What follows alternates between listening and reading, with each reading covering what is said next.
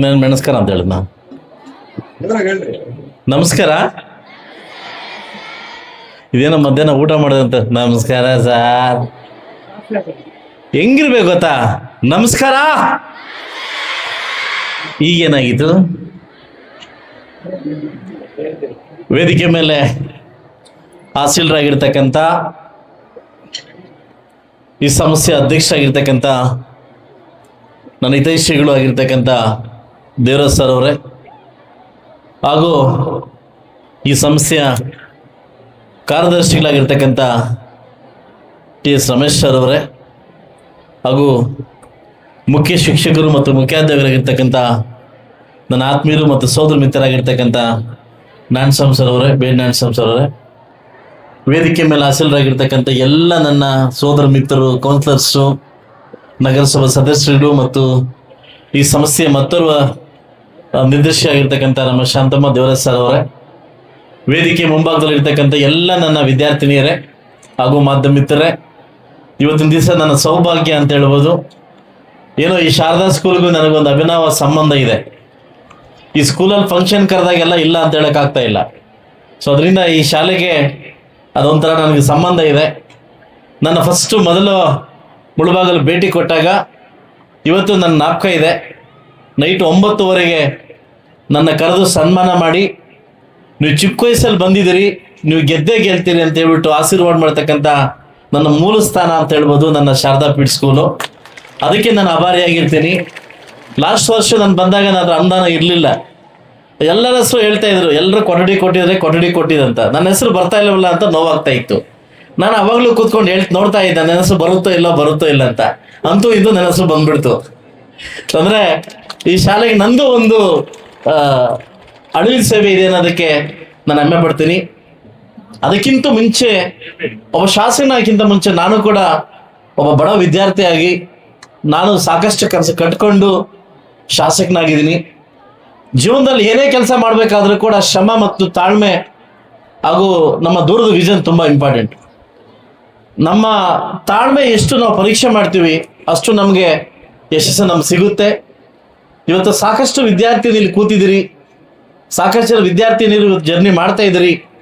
ಇಲ್ಲಿ ಕೂತಿರ್ತಕ್ಕಂಥ ವಿದ್ಯಾರ್ಥಿನಿಯರು ಯಾರು ತಹಸೀಲ್ದಾರ್ ಆಗ್ತಿರೋ, ಯಾರು DC ಆಗ್ತಿರೋ, ಯಾರು ನಾಯಕತ್ವ ಬೆಳೆಸ್ಕೊಂತೀರೋ ಗೊತ್ತಿಲ್ಲ. ಬಟ್ ಅವರವರ ಎಬಿಲಿಟಿ ತಕ್ಕಂಗೆ, ಅವರವರ ವ್ಯಕ್ತಿತ್ವ ತಕ್ಕಂಗೆ, ನೀವು ಹೇಗೆ ಎಫರ್ಟ್ ಆಗ್ತೀರ ತಕ್ಕಂಗೆ ತಾವು ತಮ್ಮ ಜೀವನವನ್ನು ರೂಪಿಸ್ಕೊಂತೀರಿ.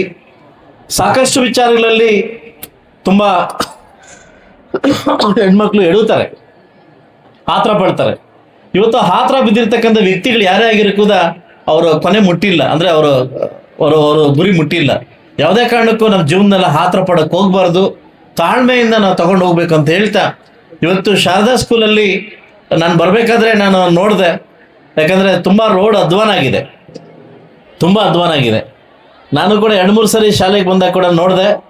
ಫೆಬ್ರವರಿ ತಿಂಗಳಲ್ಲಿ ನಾನು ಪೂಜೆ ಮಾಡ್ಕೊಡ್ತೀನಿ ರೋಡ್ಗೆ. ಫೆಬ್ರವರಿ ತಿಂಗಳಲ್ಲಿ ರೋಡ್ಗೆ ಪೂಜೆ ಮಾಡ್ಕೊಡ್ತೀನಿ. ಖಂಡಿತವಾಗ್ಲೂ ನಾನು ಹೇಳೋದನ್ನ ಮಾತ್ರ ಯಾವತ್ತೂ ತಪ್ಪೋದು ಇಲ್ಲ. ಫೆಬ್ರವರಿಗೆ ಬೈ ಚಾನ್ಸ್ ಅನುದಾನ ಬಂದಿಲ್ಲ ಅಂದ್ರೂ ನನ್ನ ಸ್ವಂತ ದುಡ್ಡಿಂದ ಬೇಕಾದ್ರೆ ರೋಡ್ ನಾನು ಮಾಡ್ಕೊಡ್ತೀನಿ. ನಾನು ಇಷ್ಟ ನನಗೆ ಕೋರೋದು, ಹುಟ್ಟು ತಾಯಿನ, ಹುಟ್ಟೂರಿನ, ಹುಟ್ಟು ಶಾಲೆನ ಯಾವತ್ತು ಯಾರು ಮರೆಯಕ್ಕೆ ಹೋಗ್ಬೇಡಿ. ಕೊನೆಗಾಲದಲ್ಲಿ ಬಂದರೂ ಕೂಡ, ಯಾವುದೇ ಕ್ಷಣ ಬಂದರೂ ಕೂಡ ನಮ್ಮ ಸಂತೋಷವನ್ನ ವ್ಯಕ್ತಪಡಿಸೋದು, ನಮ್ಮ ಸಂತೋಷವನ್ನ ಖುಷಿ ಪಡೋದು ನಮ್ಮ ಟೀಚರ್ಸ್ ಬಿಟ್ರೆ ಮತ್ತೊಂದು ಯಾರೂ ಇಲ್ಲ. ಯಾಕೆಂದ್ರೆ ಇವತ್ತು ನಾವು ಅಮೆರಿಕದಲ್ಲಿ ಬದುಕಲಿ, ಲಂಡನ್ ಬದುಕಲಿ, ಇವತ್ತು ನಾವು ಬೆಳೆಸಿರ್ತಕ್ಕಂಥ ಶಾಲೆಯನ್ನ, ನನ್ನ ಮುಖ್ಯೋಪಾಧ್ಯಾಯರನ್ನ ಯಾವತ್ತು ನಮ್ಮ ಶಾಲಾ ಶಿಕ್ಷಕರನ್ನ ನಾವು ಮರಿಬಾರ್ದು. ನಾನೆಲ್ಲ ವಿದ್ಯಾರ್ಥಿನಿ ಕೇಳೋದೊಂದೇ, ಇವತ್ತು ದೊಡ್ಡ ದೊಡ್ಡ ಶಾಲೆಗಳಲ್ಲಿ ದೊಡ್ಡ ಮಕ್ಕಳು ಓದ್ತಾರೆ. ಇವತ್ತು ಇದೇ ಮುಳಬಾಗಲ್ ತಾಲೂಕಲ್ಲಿ ನಾನು ದೊಡ್ಡ ಶಾಲೆಗೆ ಗೆಸ್ಟ್ ಆಗಿ ಹೋಗ್ತೀನಿ. ಯಾಕಂದ್ರೆ ಅವ್ರು ಗೆಸ್ಟ್ ಆಗಿ ಹೋಗ್ತೀನಿ, ಒಬ್ಬ ಶಾಸಕ ನನ್ನ ಕರ್ತವ್ಯ.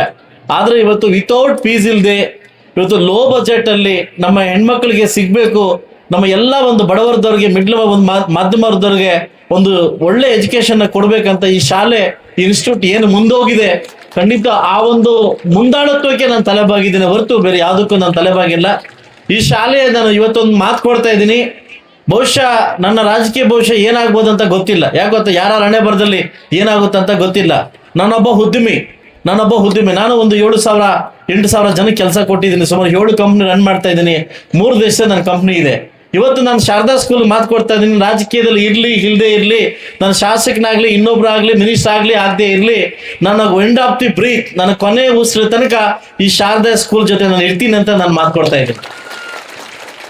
ಯಾಕೆಂತಂದ್ರೆ ನನ್ನ ಪತ್ನಿಗೆ ಒಂದು ಆಸೆ ಇದೆ, ಏನಂತಂದ್ರೆ ನಾವು ದೊಡ್ಡ ಒಂದು ಸ್ಕೂಲ್ ಮಾಡಬೇಕು, ಒಂದು ಮಕ್ಕಳಿಗೆ ಎಜುಕೇಶನ್ ಕೊಡ್ಬೇಕು ಅಂತ ದೊಡ್ಡ ಆಸೆ. ಅದು ಇದು ಕಾಂಪಿಟೇಷನ್, ಇವತ್ತು ಸಾಕಷ್ಟು ಕಾಂಪಿಟೇಷನ್ ಇದೆ.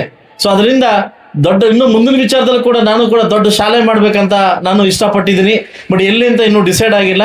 ಮುಂದಿನ ದಿವಸದಲ್ಲಿ ಕೂಡ ಎಜುಕೇಶನ್ ಫೀಲ್ಡ್ಗೆ ಬಂದು ಒಳ್ಳೆ ಒಂದು ಶಾಲೆಯನ್ನು ನಿರ್ಮಾಣ ಮಾಡಬೇಕು, ಒಳ್ಳೆ ಬಡ ಮಕ್ಕಳಿಗೆ, ಒಳ್ಳೆ ಮಾಧ್ಯಮದವರಿಗೆ ಒಳ್ಳೆ ಅನುಕೂಲ ಆಗ್ಬೇಕಂತ ದೃಷ್ಟಿಯಿಂದ ನಾವು ಬರ್ತಾ ಇದೀವಿ ಅಂತ ಹೇಳ್ತಾ, ಈ ಶಾಲೆಯಲ್ಲಿ ನಾನು ಕರೆದು ಸನ್ಮಾನ ಮಾಡಿ, ಇನ್ನೂ ಮಾಡಿಲ್ಲ, ಮಾಡ್ತಾರಲ್ಲ, ಹೌದಾನೆ? ಹೌದಲ್ಲ, ಅಲ್ಲಿ ಬೈತೆ ಬೇಡ್ಬಿಡಿ ಅದಕ್ಕೋಸ್ಕರ. ಸೊ ಅದರಿಂದ ನನಗೆ ಸನ್ಮಾನಿಸಿ ಇಷ್ಟು ಗೌರವದಿಂದ ನಾನು ಬರಮಾಡ್ಕೊಂಡು ಅವಕಾಶ ಕೊಟ್ಟಿದ್ದಕ್ಕೆ ಇಲ್ಲಿ ಕೂತಿರ್ತಕ್ಕಂಥ ನಾನು ಫಸ್ಟ್ ಆಫ್ ಆಲ್ ನಿಮಗೆ ಸಾರಿ ಕೇಳ್ತೀನಿ. ನಾನು ಸ್ವಲ್ಪ ಅರ್ಧ ಗಂಟೆ ಲೇಟ್ ಆಯಿತು.